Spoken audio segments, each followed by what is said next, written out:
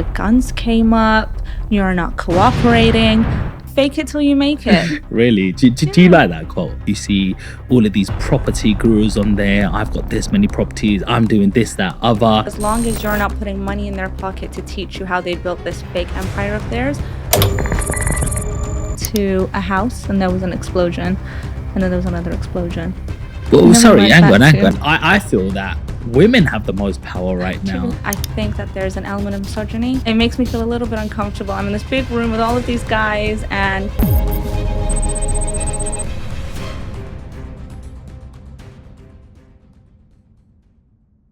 Welcome back to Take a Seat. This is the #1 channel where we talk about entrepreneurship, mindset, and how to get ahead.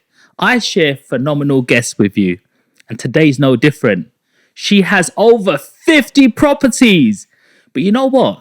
She's actually overcome so many adversities, especially escaping a war in Baghdad. And I want to find out all about her journey. So please welcome Mariam. hello. Hi, Sean. Thank you so much for bringing me here. The setup is beautiful. I'm glad it matches my outfit. Makes me like it even more. Do you know what? I was going to ask you about that. What inspired your outfit today? I was going for the 60s. Okay. They inspire me a lot because it was a time in history where women didn't have as many rights as they do today, but they were still so strong and powerful. They still managed to accomplish a lot. So I draw a lot of inspiration from the 60s and the 50s. And yeah, that was my inspiration for my outfit today. Amazing. You look really good. And do you know what? Like you say with your quote, stressed but always well dressed. Me, yes, all the time. Always, every minor inconvenience is major disaster to me, but at least I'm handling in a good outfit. Come on. So, I mean, what inspires your dress sense and like looking good and on point? Because I've seen you at networking events, at Savoy's, next level events, etc. And you're always looking on point. You always look good. And yeah, it does make a good impression. But what's always inspired you to look that way? Has somebody like a mentor or parent or friends have told you? Is that something you was a fan of from young age or what? when I was younger, I remember I used to watch my mom get dressed, and I always loved fashion and style.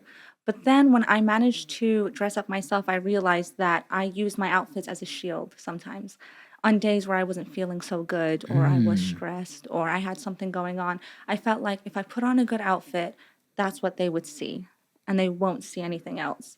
So that's what began my journey with fashion, and it also gave me a confidence boost. So when I put on a good outfit and I feel like they can't see what's going on behind it, it makes me feel a lot more comfortable in my own skin. That's why I admire fashion so much. It's more than just an aesthetic for me. Wow, that's So I was a bit nervous on this, so I thought I'm going to put on my best outfit. can't be nervous around us. The Come on. more nervous I am, the better dressed I am. I heard there was this quote or this reel that was on the internet, and it was an American lady, and it goes, "So what do I do when I don't have a great day?" It's like, just pretend. Just pretend. Absolutely. Fake it till you make it. Really? Do you like that quote? Yeah. What about on Instagram and TikTok? You see all of these property gurus on there. I've got this many properties. I'm doing this, that, other. When really they just jump into somebody else's place and go, "Yeah, this is mine." Like, Yeah. Is that fair? I think if the end result of that is somebody else getting motivated to go out and pursue their dreams, then kudos to them. Let them do it. It might be a little bit misrepresentative, but as long as you're not putting money in their pocket to teach you how they built this fake empire of theirs, then no harm done, to be honest. I hear you. Earlier on, you mentioned a little bit about women and women's rights and how far they've changed and come from, So 1960, what is that? 63 years, 64 years ago? How do you think the power has sort of shifted? Because I feel that women have the most power right now. True as well. I think they run the world. Yeah, we do. We have a lot more responsibilities now. I think a lot of people are noticing our skills, but it's good to grow up in an era where women are appreciated. I'd like to think that I'm going to bring a daughter into a world where she won't face so many obstacles. But still in our industry, I think that there's an element of misogyny. When I work with the same builders that I've worked with for 10 years, But that's because when I use other builders, I feel like either they don't take me seriously or they call me love or they call me darling. And it's like, I don't know you like that, but it makes me feel a little bit uncomfortable. I'm in this big room with all of these guys and they look at me a certain way and I'm here to do business. So there's still, I think, a little bit, I don't think men and women are just quite as equal in the real estate world yet. But we're getting there. And also the builders I use now, they're incredible. They respect me and I trust them. So How do you manage that? my builders, Yeah, so being a woman in a male dominated industry. you know what? It goes either way. Sometimes they don't take you seriously. Other times they think that you don't know anything that's going on, and then they do a little bit more for you because they're like, oh, poor little thing. Oh, Let wow. me do this for her. So it can go either way, but it makes it much more difficult to manage because they think they can get away with more. So they'll show up late, they won't do the job properly. They're really testing the boundaries with you. Whereas when my dad gets involved, I feel like they even sit up straighter. So yeah. The big boss is here. Yeah, they take Come him on. much more seriously. Nice, But nice. So, how has this come about? The fact that you're 25 years old and you've got over 50 properties, like that sounds impossible. yeah. So, how did this all start and come about? It began when, well, to be honest, my mom passed away and I inherited two properties. So I inherited blocks of apartments in Reading and a house in London. Blocks of apartments in Reading. Two. Right. So, two blocks of apartments. How many apartments was in this block? It's 12? So, 12 and 12? No. So just 12. 12, yeah? Six. Okay, so you inherited a block of flats, Yeah. 12 of them. Yeah. In two buildings. But yeah. And how do you, like, how old was you? I was 20 when my mom passed away. And how do you manage that? Like, how do you manage as a 20-year-old? I suppose you was at uni? I was studying Yeah. my law degree. What did you know about controlling tenants and money and mortgages and housing and finance and all the lot of it? I did not know anything. Okay. Nothing. So much so that there was a tenant in the apartment block and he said that he'd help me run it. So I literally let him live for free for 5 years because he knew the gas man and the electric man and I just felt peace of mind. And now I've just started to get him to pay rent, but still kind of at a reduced rate because he helps out. I had two tenants. As soon as they met me, they stopped paying, like literally that month. And when my mom, Why do you think that is? you could see I was visibly broken, to be honest. After I lost my mom, I wasn't in a good place. And I met them all, and I don't know why I met them all. I was introducing myself as a new owner because I literally didn't know what I was doing. I could have done it all in an email. But I thought if I meet them and get them to sign these new contracts, and two of them just stopped, didn't pick up my calls, and I didn't know what to do. And the mortgage was so high in Reading, still is. And yeah, I had to take them to court, but I didn't for like a few years because although I was studying a law degree, I knew that it was costly and I didn't have the funds for it and it was a nightmare. But once I managed to get the tenants out of one of the houses in London, I sold that immediately. And Was that a good decision? Well, when I tell you what I did with it, you'll say yes, it was. So I topped up some cash that I had from sales of land in Iraq, and I knew I wanted to get on the property ladder, although it was a nightmare, and I had the worst introduction to it. I could see that if I did it properly, I could do it really well. I was a paralegal at the time, and What is a paralegal? so you're like a baby lawyer. So Okay. you do everything a lawyer does, but you don't get any of the glory Oh. and you don't get any of the pay. But it's like a stepping stone to actually qualifying. Mm-hmm. And from then, because I had a knack for finance, and my dad was the CEO of the biggest telecommunications company in the Middle East. And I was Wow. like the son he never had. So my dad did an MBA at Oxford, taught me everything that he was taught. And I had a very good understanding of finance and I knew fiscal literacy. And from then, I had a job in investment banking with Deutsche. So I was working with Wall Street, investments and collateral and is the master agreements and derivatives in the finance world. I was working from 7 a.m. to 11 p.m. And in the back of my mind, I've always had this, I should go into real estate. And it's like if the penny dropped. And I thought, I'm so dumb. I think I'm so clever doing investment banking, but I'm so dumb because I could be doing real estate. And instead, I'm working 7 to 11 for peanuts. So I left my job.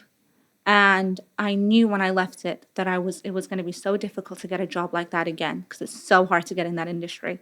And I bought a block of apartments in Manchester for like 400,000, 450,000. I bought that in cash, So you bought a block of flats. 4 flats, So 4 flats cost you 400,000, 450, four hundred and fifty because I thousand. paid cash. Okay, And I and told what them what should it have been? should have been, I think, 530. Okay, so you got about £80,000 off. Yeah. Okay, cool. So nearly a value of a flat. Yeah. And now they're worth so much more because I've managed to increase the rental income by about 20K per year since Wow. then. So with the yield going up, yeah. Okay, But I used that as collateral. And then I had my eye on a 15-bed HMO in Greenwich. And Oh, I wow. still had about 500,000 left. So I borrowed 1.6 million. so how much was you getting paid at the bank? At investment banking? Yeah. I was on I think 26K. Okay. Peanuts. For the So- work I was putting Wow. in. So where's these £500,000 coming from? Well, I sold the house in London. Okay. The house And how in much London. did you sell that for? I sold that for 650. 600. So then I just needed 350. I sold some land in Iraq. Okay. So I bought a block of apartments, used Right. that as collateral because Okay. nobody was going to lend anything to me. And I borrowed 1.6 million. And I bought a HMO in Greenwich with a lease, a hairdressing salon attached to it that had a legal dispute because the previous owner of the HMO was illegally renting out their basement and they were claiming it through, no, she was claiming it through adverse possession. I understood the law behind it and I understood the numbers because now I have a legal background and I understand investment. Okay. So what was this legal dispute over that somebody'd been living there that this shouldn't been rented to them? Yeah. Okay. And what did you understand differently? I understood that the hairdressing salon is empty and it's in their best interest for somebody to buy them out. Nobody wants to go through an unnecessary legal dispute. It's a leasehold that has 50 years left on it. It looks like shit. They're not going to hold on to it unless you give them the right price. You can buy them out. So I set 100,000 aside and I told them I wanted to buy it. And they said no. They said we're going to go to auction. And I knew, by the way, this complex that I just bought for 1.5 was a bargain because the rents were low, it was in a state of disrepair, and it had a legal dispute. It had been on the market for like a year. So by the way, I dropped the value by 80K as well. Okay. So what was the actual value of this I place? think it was going for 1.55. I think I got it for like 1.47. Okay. Yeah. Yeah. Let me just adjust your mic a little bit. Oh. Make sure it's close enough to you. So. Yeah, so I told them that I wanted to buy them, and they said no. They wanted to go auction. They took it to auction without telling me. They hadn't paid me ground rent or anything. And then, so I also noticed that they'd applied for planning permission to change it into a residential. Right. So I contacted my lawyer, and I know that if you sue somebody, they have to disclose that in the auction. And I knew that I wanted to buy it. So I kicked up this big fuss. You changed it without telling me, you don't pay me ground rent, and you've included the garden, you're trespassing on my property. I kicked up this huge fuss and I called the auctioneers and I was like, you have to disclose this and I'm going to sue whoever owns it. And also it only had 50 years left. So it wasn't going to go for much. But I told them, again, I'll buy it for 100. And they said no. And I was getting really angry. So it went to auction and nobody bid on it because of all of these legal documents that now had to get disclosed that I had my lawyers drafting every single day. So hang on. So I'm getting a bit confused here. So Okay. this is your property or not your property? I own the freehold, So you but I own don't own the leasehold, of the salon. salon. Yeah. Okay. So I could, So you're trying to buy this I'm salon. trying to buy it. They didn't want to sell it to Did me. it have any uppers? No. Okay. So it's had a basement. just okay. And it's quite big. So it went to auction and I bought it for 97. They should have accepted my offer. The thing is, I would have gone up to 150. I knew that once I got this and it had planning permission to convert it to a 2-bedroom flat in Greenwich, and it was zone 2 and it's a 15-minute walk from the Greenwich market. They retail for like 300, 400,000. and I own the freehold, so I just canceled the leasehold. And now the value of my HMO and the value of this has risen. This was my plan from the beginning. Wow. Yeah, I feel really good about it. So what I found out is don't mess with Mariam. She'll get the legal team on you. I'll get Godfrey on you, my lawyer. Love Godfrey.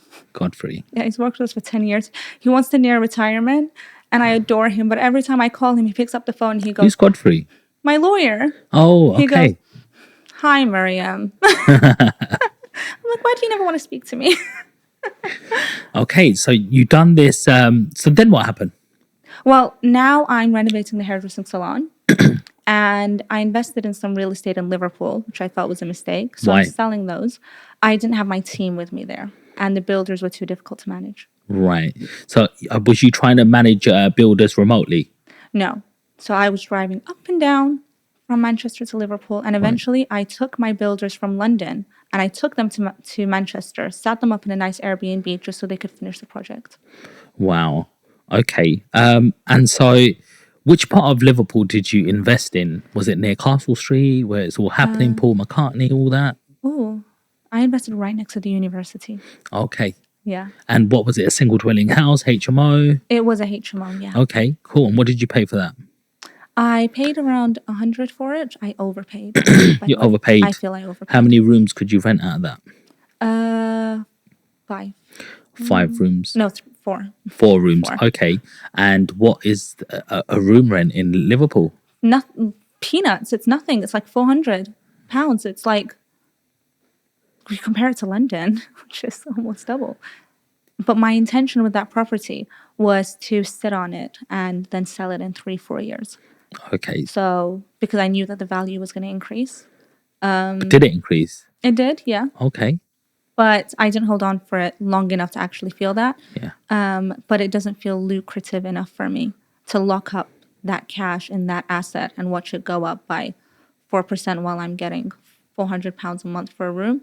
It wasn't worth the headache. So I'm just going to bring it to London where my next project is. Okay. Okay. So where are you? What are you doing now? Like what, after doing these little projects, you've got some in Manchester still, is that right? Yeah. Are you holding on to that? Yeah. Yeah. Do you believe in like flipping or do you believe in holding? What is your strategy when it comes to property? I tend not to flip as much as possible. I don't want to. Why? Because the longer you hold on to it, the more it's going to increase in value. If it goes up by a couple percentage a year, it makes sense for you to hold on to it as long as possible. That's pretty much it. If you don't need the cash, if you can afford to refinance it, then just do that. I don't really like to sell. No, I only do it if I have to. So, and how do you manage these properties? Myself, Self-manage? I do everything. Wow. But I have my team. A team, but you have builders. You have I've other got people? builders? No, Okay, so what's in your team? me.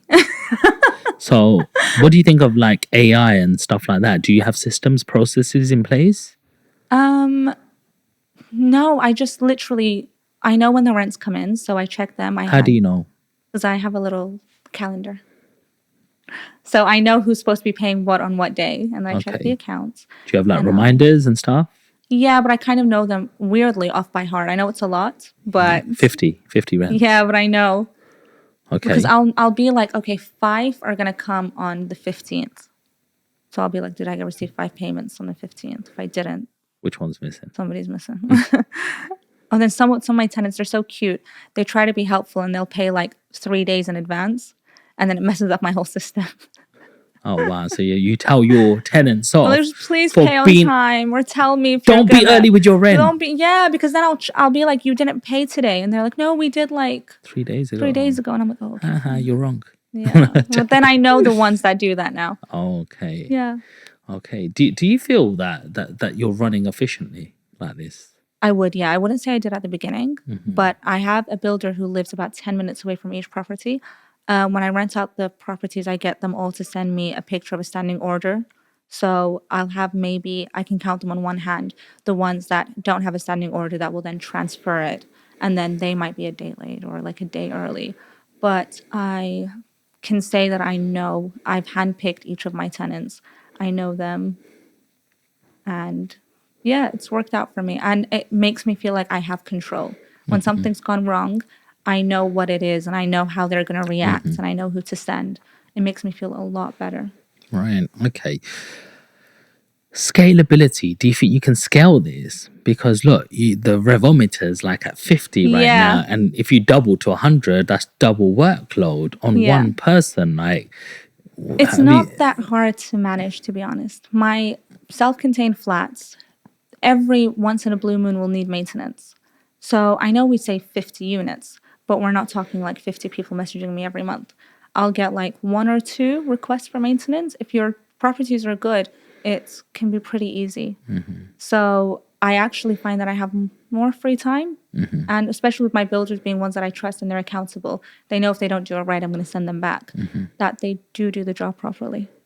So I do have more capacity than I think a lot of people you might. deal with, you know, at times like this, you could hate yourself for choosing the wrong person. Yeah. You let your family down.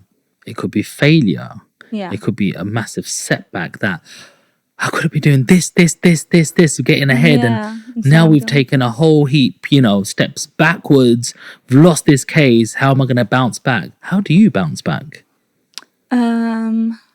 I just have faith, to be honest. My faith is what keeps me going. I can honestly say that I've never deliberately hurt anybody. I've never stolen. I've never tried to do anything. And I believe in karma. And you know what? Alhamdulillah, that hairdressing salon that I said in Greenwich, Yeah. that I bought for 100, that came out of nowhere. And that money that I lost, I'm probably going to get back through the hairdressing salon. So it's going to be okay. It has a way. It has a way. Tell me more about your faith. I think it shocks people when they find out that that it means a lot to me. But You're Muslim? yeah. And I rely on it a lot actually to get me by. Do you pray 5 times a day? I do, yeah. Wow. Shockingly. Wow. I know. She's dressed like this as well. But I think Wow, you're not allowed to be dressed like this. Different people have different interpretations. Yeah. What about some people wear, women wear hijabs and then what's the long Abaya? abaya? Yeah. What do you think of all of that? Is that more religion or is that more tradition or culture? I want to lean more towards culture Okay. than religion when it comes to the abayas. Educate me. Because I think in the Quran it says you dress modestly. But back then they used to wear abayas. So I don't think that you have to per se wear abaya. I think as long as you're dressed modestly, then you're okay.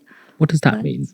I think again, it's always open to interpretation with this. Some people will say modest is just a t-shirt, even this is modest. Other people will say, no, she's showing her arms. That's not. So it's literally, I couldn't say. Just depends on the person. Yeah. And what about the hijab? I guess I want to say it's a choice, to be honest. I think that everybody's relationship with God is a very personal relationship. So, and everybody goes about it differently.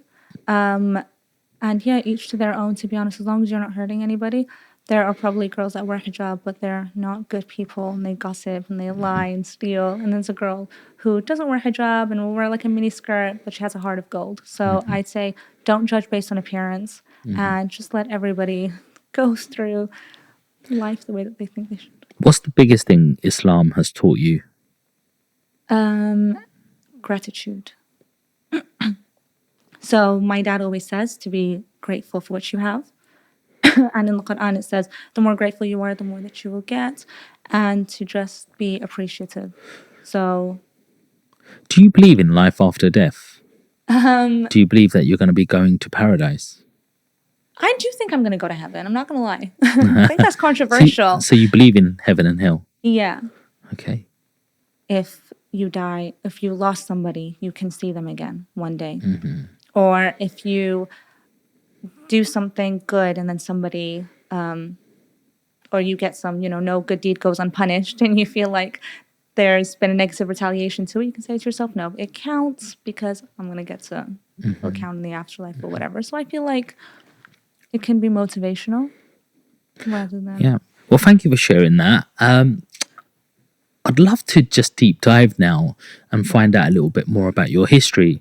So I know you was originally born in the UK, but then you're well traveled and you're like multicultural, like Yeah. in terms of you've lived in different places. So take us through this little journey. So I was born here and I moved to Kuwait when I was 9 years old. How comes? My dad got a job there, Okay, relocated us all over there. okay. Like what job did he do in Kuwait? My dad's in telecommunication. Okay, Yeah, so he launched 3G in the UK, was on that team, went to Kuwait, did the same thing there, and then went to Iraq and did the same thing there. Yeah, Bob is he's been in the industry a long time. he's an expert in that field. In telecommunication. Amazing. So you went to Kuwait. How was that change? What, you was 9 years old when you moved? Yeah. How was that? How's Kuwait different to the UK? Oh, it's so much smaller. You can go through one country from one side to the other in like an hour and a half. Walking. No. Oh, by car. Sorry, I don't know. No, driving, yeah. What does it look like? Is it like a desert? It is lots of sand, lots of big malls. Okay. Because it's really warm. And it's like a bubble. And I remember when I grew up there, I used to watch American movies and TV shows, and I used to think to myself, I bet they're living this exciting life back in the West, and I'm here in Kuwait. And then I moved here and I realized, no, actually, when you're a 15-year-old, you're pretty much the same wherever you are in the world. Have you been to Dubai? Yeah. What's the difference between Kuwait and Dubai? Because they're both in the Middle East, right? Yeah. Dubai has so much more tourists. And it's slightly more liberal. Apart from that, in terms of, the culture, things to do, things to see. The culture is similar. Things to do, I'd say, when you look at like Ski Dubai and they have more touristic activities, I think it just circles back to tourism. But I think if you were to live in Kuwait versus live in Dubai, I think that your lifestyle would probably be similar because you factor out the touristic things that you might do if you lived in Dubai. And life is pretty easy in the Middle East. And what are things to do in Kuwait? Everybody does the same thing. Everybody drives around and goes to the mall and eats out. And that's the lifestyle, to be honest. It'd probably be more exciting in Dubai, I'm not going to lie. So in Dubai, the king supports a lot of his residents there. He gives them discount for properties. He gives them discount like interest-free loans in terms of to buy their own place. He gives you a check when you get married. When you have a kid, you get paid again. He loves the people of, Dubai. Do some of these things happen in Kuwait as well? Yeah, exactly the same, by the way. Yeah. Wow, like how much do you get paid? Like, I mean, not paid, like gifted when you're getting married. I can't remember, but I remember when I was at school, every Kuwaiti just randomly got 1,000 KD, which is like £3,000. Just randomly. Oh, yeah. Oh, by the way, here's money for you. Yeah, as a gift from the royal family, everybody got 1,000. Oh, wow. Yeah. That culture's so different to the UK because the UK, everyone's trying to chop your tree down, trying Yeah. to sue your ass, take from you. take, Yeah. But why is the mindset so different? Is it because you have abundance there that you've got a oil well in your garden? You're like, oh, cool, we're just gonna have a couple of barrels out. Well, yeah, I think that, but then also there's a hierarchy. So I think in the UK, they will provide the same rights or very similar rights to a British citizen versus somebody who's come here asylum seeking and they would hand out the British passport. So they're more inclusive. Whereas in Kuwait, you'll have to marry a Kuwaiti, I think. And then even then, I'm not sure if you get the residency. And they don't give the same rights to everybody. So in that sense, they always have more to give their own. And they're a very small population.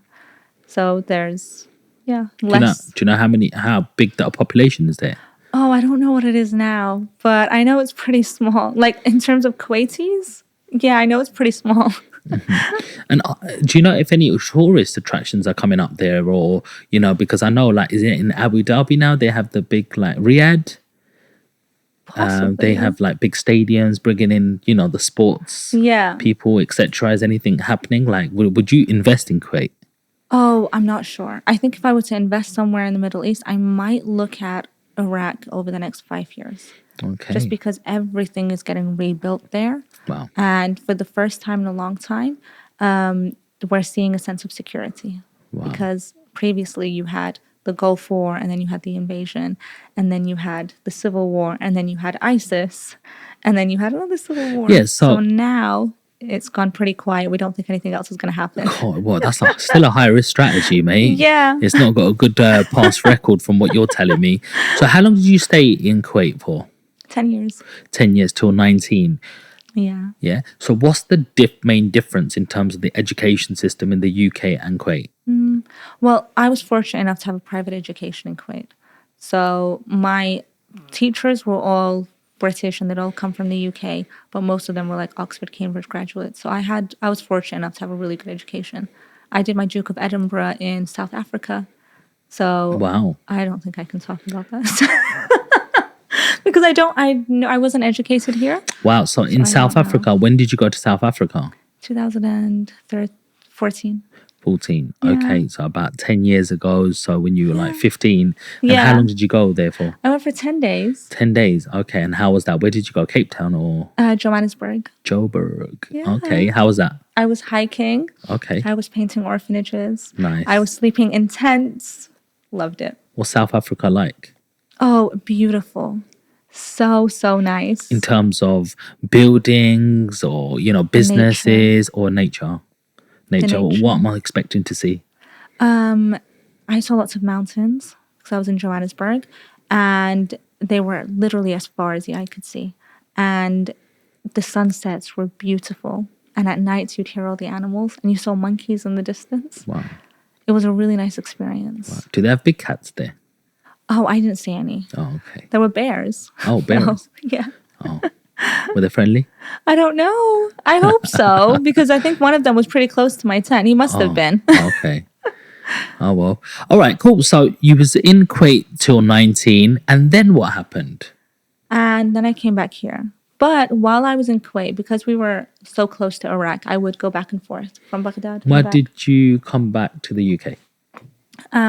For university. So when I was 18, 19, yeah. Okay, cool. And where did you study? Manchester. Manchester. Did a How was law. that? What's Manchester uni like? Oh, it's so nice. Yeah. So busy, very inclusive. I did I majored in public international law. Okay. How was Yeah. that? Did you enjoy it? Loved it. And it really opened my eyes.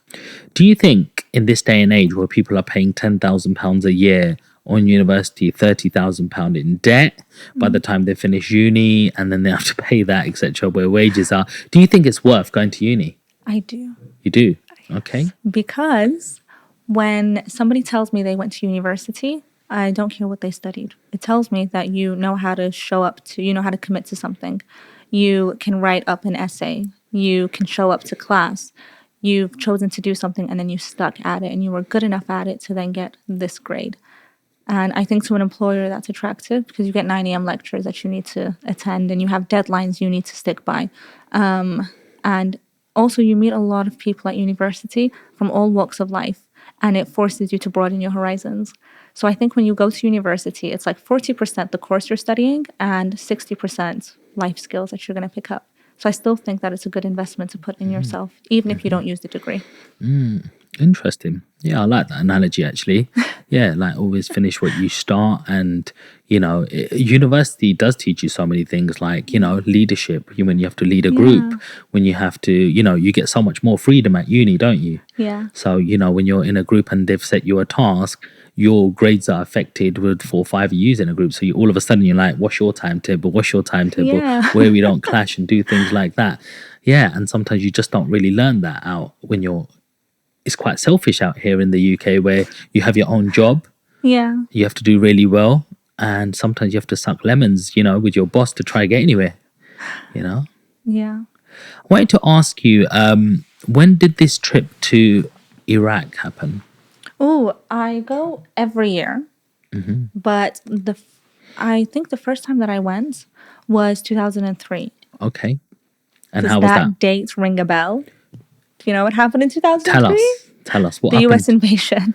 The US invaded Iraq. Why? Why? Oof. We're going to be sat here a while. They invaded it. Its simplest answer is oil, but if you want the international law answer, Yeah. it's that before the United Nations, a country could just go into another one and say, I'm going to invade you and you're mine, and that's it. Alexander the Great did it, all of the Britain did it in India, but then the United Nations kicked in and said, you can't do that.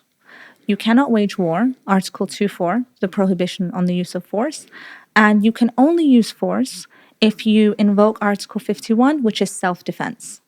But Article 51 is used very vague language, so that because the states, countries wouldn't have complied if somebody told them you absolutely can't use war. So when Iraq went into Kuwait, Kuwait invoked Article 51, which is self-defense in their rights because they were being invaded.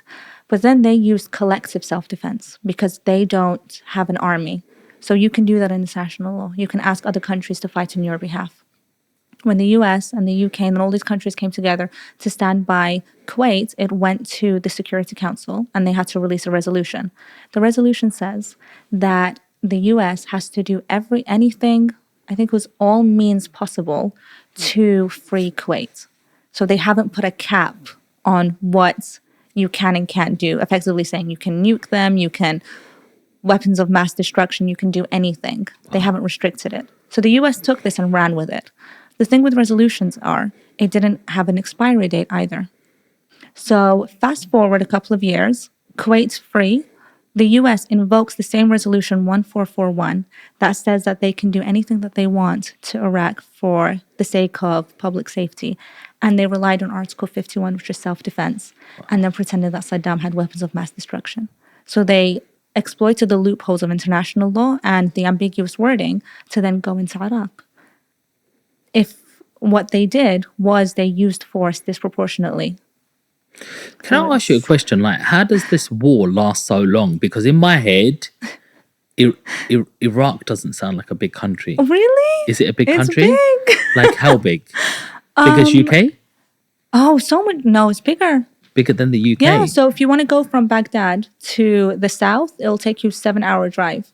7 hours. Yeah, that's And like Baghdad isn't even in the north. It's like almost in the middle or something. that's like driving from here to Scotland. Yeah. Okay. So it's very, very big. Okay. And their army's quite big then? Well It trained? used to be. Okay. And then I'm thinking couple of years of war. I'm thinking America. America you always see on the TV. Yeah. Big tanks, big guns, helicopters, choppers, everything.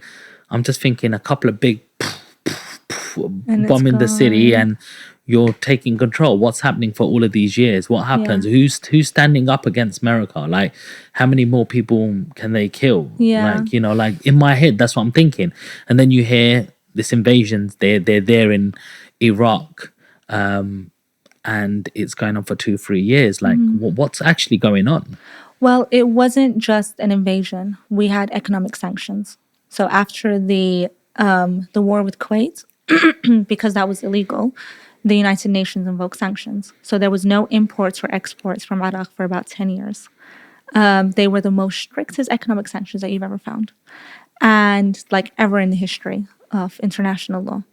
Saddam was still, I think he got a bit too big for his boots and kept trying to poke the bear in the West, basically say, I'm not scared of you, I don't care what you say. And he had a lot of oil under his belt.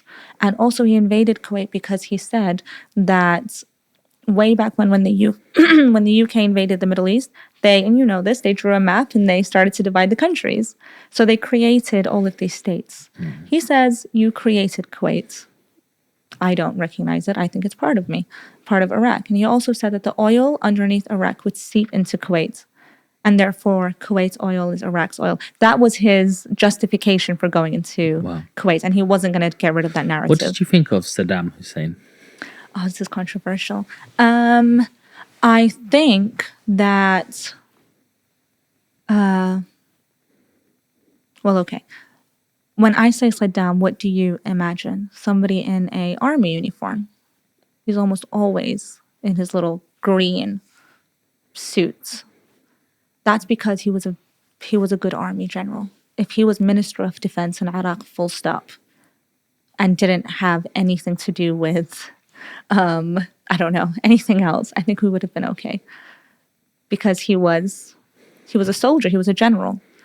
And he took that general soldier mentality into everything that he went into. So how did a general make it all the way to the top? He killed the king of Aram, and then he was the prime minister's advisor.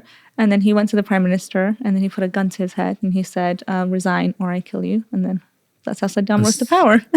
So he took over the king and prime minister. Yep. So why didn't the king's guards and army and everything protect the king or the Because next king? Saddam came with this pan-Arab ideology.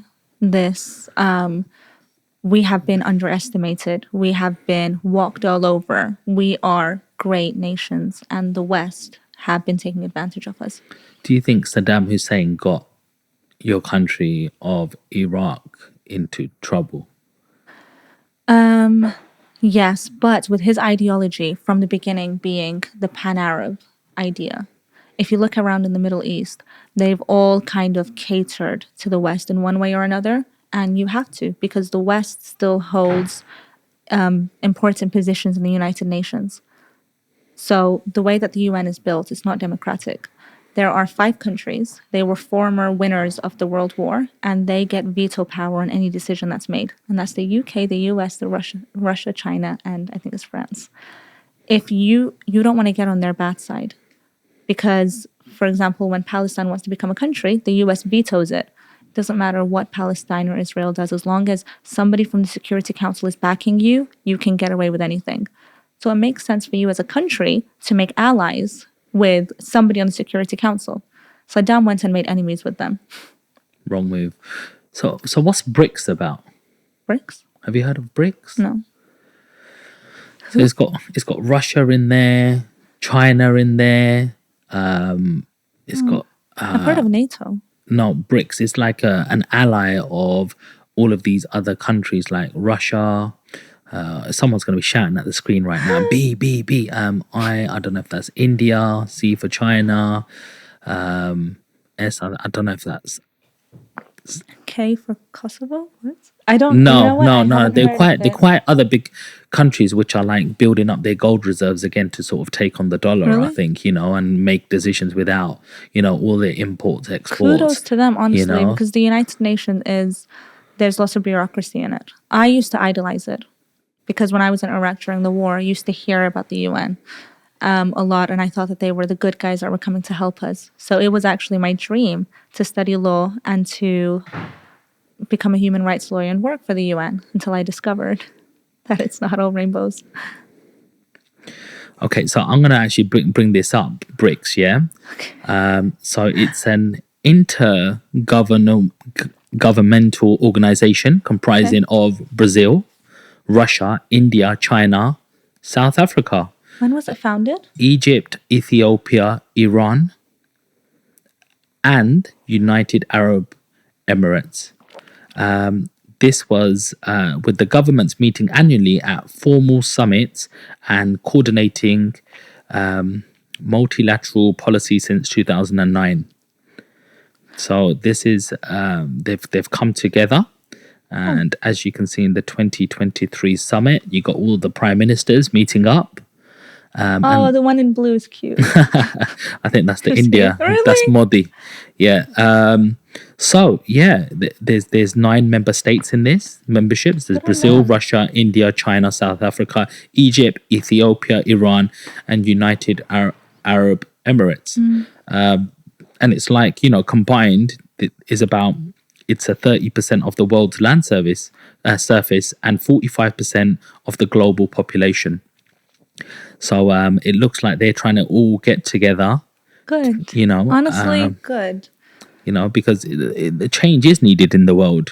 I feel like we talk about the post-colonial world that we're in now, but I don't feel like we are in a post-colonial world. I think that former colloquial powers are still making all of the decisions. So I think we're just in a different era of colonization, to be honest. So while there was war in Iraq, was you still going there? Yeah. Wasn't that scary? I know, right? Aren't my parents the best? They were like, where should we go on holiday? Let's go to Baghdad where there's a war. Yeah, how does that make sense? Like, how was it like? And we're flying on an airplane, you just go, oh yeah, there's another rocket. No airplanes. The airports were closed. We flew to Syria and then drove. Wow. Okay. And the reason was that my mom was afraid she was going to lose family members that she would have never met. So she wanted to go and see them before. And my mom was fearless. She was very like, she was a bit like Saddam. She was like, I don't care about the West. I'm going to go in anywhere. Nobody can scare me. Wow. My dad was a lot more timid. He was Think about this. yeah, very much so. But she was like, no, this is important. This is our country. So we went. And what year was and this? This was 2003. Okay. I remember the US 20 tanks. years. You met the tanks and they didn't say nothing to you. I was a kid in like flip-flops and a summer dress, and a US soldier, he looked at me and he looked like he was like scared of me. I don't know. Like he clenched his gun, and I remember that. And my mom dragged me, and this other guy was like, don't make eye contact with them. Like, don't even talk to them. And I'm come from the UK where you see a policeman, you wave, or, you know, it was... But no, over there it was like, you don't make eye contact, just head down, ignore them. And they were everywhere. They were in the marketplace. I couldn't help but look at them. And they were terrified. They were so big. They just seemed to me like they looked like these giants that were walking around, even though they were probably normal sized. But what I remember is we were in a car on a bridge, and we were waiting for somebody to pick us up or something. I can't remember. My brother was ill, so I think he'd just thrown up. It was so hot. And then this mini tank. Now, I was young, so everything looked huge. So it might have been they pulled up in a Corsa, but they were American, so everything looked massive to me. They rolled up, and they jump out, and they surround the car. And they go up to the driver, and they start to scream at him, like, what are you doing here? And he can't speak English, so he's getting, like, flustered. And he's trying to answer, and they're not letting him answer because they're asking him in English, demanding answers in English, which he couldn't speak. So my mom said, we speak English. And immediately he put his gun down. He was like, oh, wow, you speak English. He's like, you can't be here. And my mom hated them anyways. So she was like, well, I don't care. We're not doing anything. So you're the ones that shouldn't be here. She went down that route. Wow. And they didn't appreciate it. So he went back to his van, and then my mom told my uncle, who was I think 16 years old at the time, she was like, go down and just talk to them. So he went down and he put his hand up, and my uncle was like, so English, by the way. He's lived here his whole life, his little hats, and he looked like a journalist. He studied English literature. Like he was very, and they were like, you guys have to leave the car. So we search it. My mom said no. She was like, my son's ill. I'm not leaving the car. And you don't get to go around terrorizing people. And she was like, I saw the way you were talking to him. And if I didn't say that I knew English and you didn't know that we were British, what would you have done to the driver? They did not appreciate my mom at all. The guns came up. You're not cooperating. And they were, because I lived in England before then, so I had never heard the American accent up close. So I remember being taken back by, they kept calling her ma'am, and I'd never heard that word before. So I was like shook by this, and I wanted to start crying. I thought my mom's going to kill me if I cry. And they searched the car, and they were like, if you don't leave, we're going to detain you. We're going to take you. And my mom's brother is like, can you just learn how to pick your battles? Not with these guys, not right now. And my mom had a huge fight with them. And she was like, you're this and you're that and blah, blah. And they took us to the embassy. And they saw our passports. They couldn't do anything to us because we were British. But for the first time in my life, and I was young, did I understand what that meant. The colossal significance of where you are born. Wow. And how that is going to shape the rest of your life. Wow. I was British, and it protected me. They couldn't do anything. And I thought about that a lot. Afterwards, we went to a house, and there was an explosion, and then there was another explosion. Well, sorry, hang on. Wait a second. You just said that really casually. Yeah. It was next door. Like one gas explosion happens in London, it's all over the front page, ITV, recorder, everywhere. This has happened, and obviously it's a big thing. And sorry to all the families who've suffered in that environment. But what I'm trying to get at here, you become desensitized. Yeah, like you're in a house, and a house next to you is being bombed. Yeah, a few doors down. And the What does that feel walls, like? well, the walls literally go like this. And the door starts swinging, and somebody grabbed me and put me under a table. And it was so, so, so, so loud. And everything was moving, and What I sort of felt dizzy. noise? I don't know how to, just loud. I don't know how to describe Like it. a banging noise or a whooshing Like noise or that, but like take me there. echoed, and like it felt like the noise was everywhere. It felt like it was even inside my head, and it was like inside my bones. Like I don't know how to. I was really young at the time as well, so I think I felt things much differently than an adult would. But after it That's normally happened, more true. yeah, because you're much more impressionable as a child. Yeah. Everything felt bigger and louder Wow. to me, and my mom tried to protect me from it as much as possible. So she was always like, "Oh, it's fine, it's fine. So this is normal." But the adults ran into the room. Everybody's looking for their kids, and then they said they're going to go to the fridge to look for someone else. And I remember thinking, "What, a fridge? Like they're going to get ice cream?" Years later, did I understand that they meant the morgue, because they couldn't find people, and that's the first place that you go. Wow. But even then, I think those experiences weren't as bad because I didn't understand them at the time. I understood what was happening years later. So while I was going through it, I wasn't really going through it. But one experience sticks out in my mind is we were visiting my dad in Baghdad, and we were driving. We had a driver. And when there's an explosion in Iraq, they tell like the top guys. So my dad was one of them. They called him and they said, "We have intel that there's going to be 2 explosions in this area." So my dad calls the driver and he's like, "There's going to be 2 explosions in the postcode where you guys are." So he's like, So how did you know? my dad got intel because they tell the big guns, the big guys, if there's an explosion so they can evacuate. So the driver's like, "We're in traffic. There's nowhere we can move. Like it's like a dual carriageway. There's nowhere we can go." So the driver isn't panicking. He's fine. I was in the car with my mom and my brother, and my mom starts handing out sweets and stuff, which I thought was a bit weird because I asked her for sweets. She said no, dinner. So I was like, okay, why am I now getting sweets? This is mad suspicious. And then I see an explosion behind us, and people run forward, and I'm trying to open the car door to run out, and the guys locked the car. He's like, "You're not running out." And I was crying, and he was like, "Are you scared of death?" And I was like, "Yes." And he's like, "You can't be." And he was like, "This is nothing." Once I saw a guy's head flying. I really didn't need to hear that. Wow. While I was going through this. Ambulances were pulling up. People literally abandoned their cars and they just ran. And I was getting so frustrated with him because he wasn't letting me do that. And my mom was trying to calm me down and I just wasn't having it. And then I see another explosion up front, and all the people that had ran forward got hit by that explosion. Wow. And he told me that's what they do. They'll funnel people to one area so they can maximize the casualties. Wow. And I stayed quiet then.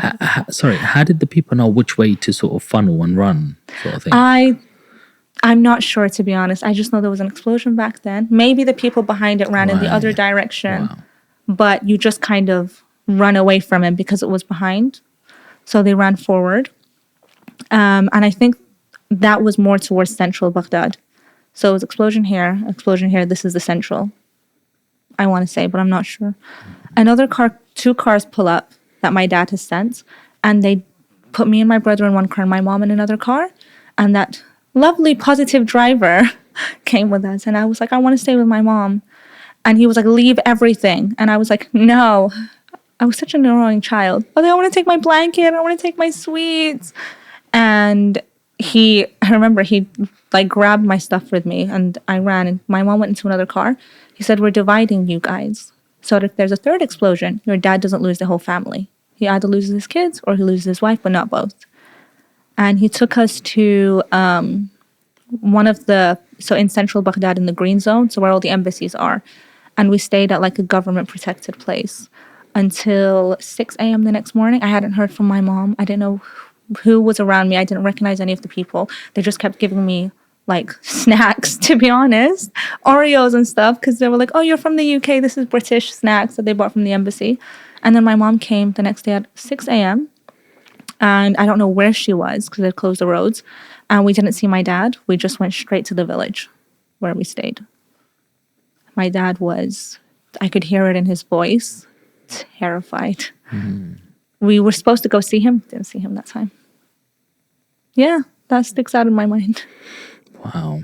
And when was the next time you went to Baghdad, Iraq, next after that? After that, I didn't go for 5 years. Okay. My dad was really, really careful. So you went back in 2008, 2009? Yeah. And whenever we went straight to the village. And how was that when you returned back? To the village? It To, was... yeah, to whatever you used to see before. Was it the same? Iraq was destroyed.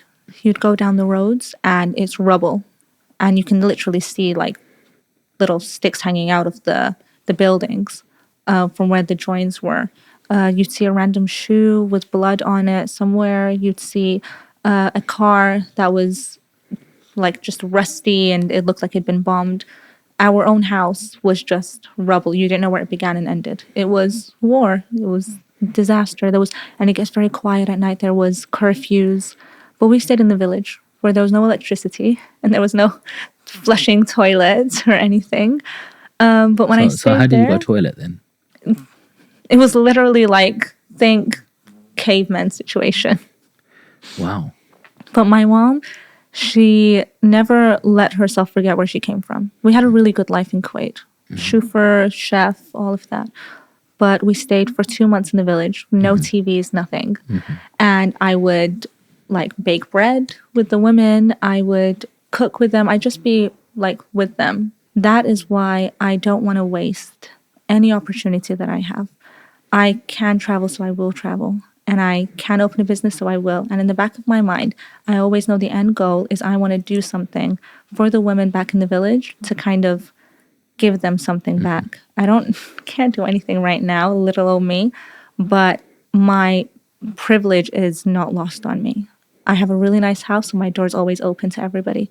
I can cook, so I'm always cooking for people. If I have something, I want to be able to share it because I think God gave me something that like my friends back in the village, they didn't have. And they welcomed me so much. They could have looked at me as, oh, this girl from London, she's going to come and eat our stuff. And they could have been mean to me, but they weren't. They shared everything they had with me. And they were so welcoming that my mom even left me with them in the village. And they missed me. And then they cried when I had to leave. Like, they really embraced me and shared everything they had with me. And I love them, and I'm eternally grateful to them. And I want to do right. I want to make sure I'm a good person. And the same comfort and love that they showed me, I want to give. So, yeah, it definitely shaped my personality. And when was the last time you've been to Iraq now? I went in December. I go every year. Okay, and how is that? How's that experience? Oh, Iraq is booming now. It's booming now. It's a lot better.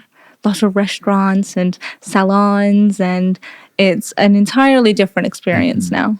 So how much of the population is left? Like, how many people got killed? In the war, over 1 million got killed. Everybody knows somebody that got killed. Right. Okay. Yeah. Do you think that situation made you grow up? Yeah, for sure. Do you feel at all deprived of any of your childhood in any way? A little bit, yeah. Yeah. I had a huge responsibility. What's your advice to somebody who could be losing somebody or facing sort of cancer or losing a loved one? What advice would you say to them in terms of what you've learned from your experience that could possibly help them?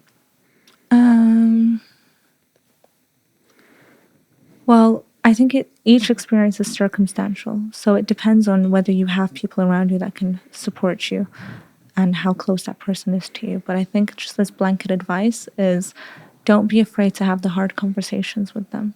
Because with my mom, there were things I didn't talk to her about because I didn't want to worry her, or I didn't want to ever hint at the fact that she might not make it. So I never really had certain conversations with her that I should have. So I regret that. And yeah. Nice. There's something that I've heard, like, so I've spoken to a few people about leukemia and stuff, and this one lady told me, never lose hope, Sean. Like, if someone's facing that sort of, dilemma, and that's how it's sort of going for them in terms of facing cancer. She said to me that her son had 95% cancer in his body through leukemia, and they sent him home and said there's nothing we can do for him. So she started on CBD oil, and she started having this CBD oil for him. And all of a sudden, when he went back to the doctors and they done another scan, there was only 25% of that leukemia cancer left in his body. It was like in his bone marrow and everything. And it's, have you ever read about CBD oil and benefits, and what's your views on things like that? My mom tried the CBD oil. Okay, she did. She tried everything that we could think of. Wow. Beetroot juice, everything. Yes. I don't know why, but maybe it helped prolong her life. But I think for sure, if you try, I think natural remedies are they're not going to harm you in any way. So I'd always encourage you to go down that route. I wish I could be more positive and optimistic. I wish I could be like, yes, do it, it'll be fine. But my story didn't have a happy ending. That doesn't mean that nobody's does. Sure. So like different things can work for different people. Yeah, and just absolutely don't lose hope. Sure. But also, to be honest, I took that a bit too seriously. I was like, don't lose hope. And I was so badly trying to manifest that she would make it that I didn't consider that she wouldn't. And then when she didn't make it, it was like a shock and it was, nobody could believe that I was surprised, because it was like, she was in the hospice for 2 weeks, but I was genuinely surprised. I thought that if I believed hard enough, that she would be fine. Yeah. But that's not how it works. So I think hope for the best, but also let yourself, prepare for the worst. A little bit, it'll just make it better. If the worst does happen, you'll be able to live better, to be honest. As terrible as that sounds. Yeah. Well, look, thank you so much for sharing so much on this podcast. There's so many gems and things to be learned. A little bit about history, a little bit about losses, how to, get over, and maybe not even get over it, but manage these circumstances. Thank you for sharing about your property journey and how it's not just a straight line, and how sometimes, you go through adversities like making big losses, but it's all about how you bounce back. It's been absolutely phenomenal. Thank you for coming on today. And if you could look directly into your camera and just let the audience know how they can follow you and reach out to you. Hi guys, I hope you've enjoyed our podcast today with Sean. Sean, I'm so grateful that you brought me here to this beautiful setup. He's right, we talked about losses, properties, life, war, but political, wasn't expecting that. But if you want to reach out to me, you can follow me on Instagram at Soulflower. We'll link it. And I look forward to speaking with you again. And I guess seeing y'all. Come on. And that's it for today, guys. I hope you really enjoyed that episode. I know I really did, and I learned so much. History does wonders for me, like just finding out what's happening in the Middle East and in different countries, and how actually privileged we are with that British passport. So until the next one, I'm going to see you soon. So don't forget to smash the subscribe button. Yes, 92% of you are not doing it, even though we're getting over 60,000 views a month. Still, you're not subscribed. So come on, sort a brother out. Come on, make it happen. Leave us a comment. Leave Mariam a comment as well. Make sure she answers it, and we'll have an answer for you. And share this with somebody who may need it. So until then, peace.